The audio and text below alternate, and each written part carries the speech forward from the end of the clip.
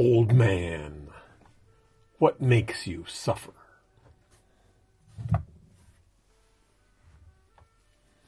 Good question from the 12th century.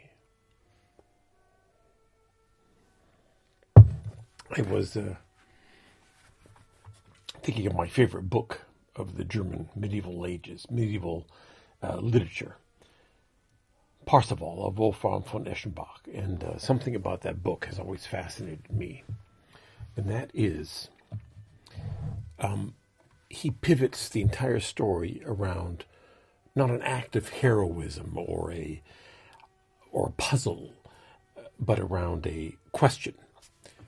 The knight Parzival, who is on his way from becoming a fool, from being a fool to becoming a almost divine royal leader, he meets the Fisher King, and he's supposed to ask the Fisher King this question: what ails you?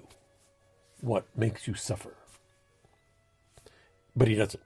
He fails. And so he has to go down a path of suffering himself. And then later he meets the Fisher King again, and he's older, wiser now, and he asks the question. And that gives redemption to the Fisher King, and the Fisher King is redeemed. And that is what makes Parzival great, because he has served another man.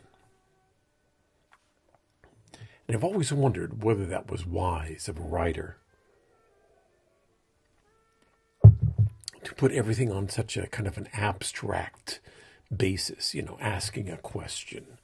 And then I think about that question, and it's actually a brilliant question, because it combines so many things. It combines suffering, which is the human condition.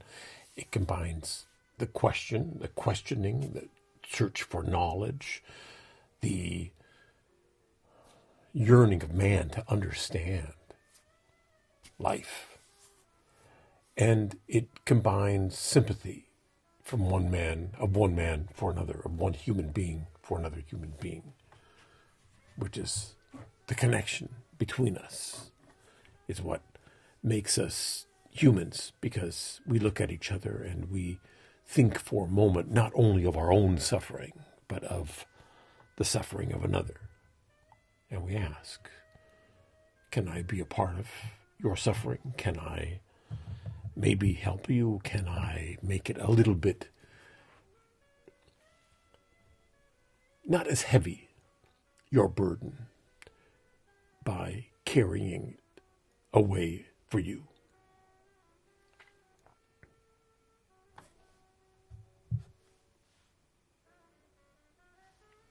Well,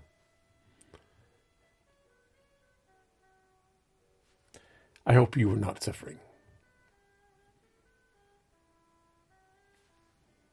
If you are, I hope someone out there is willing to share your burden for a while. That's what I wish you all. Good night.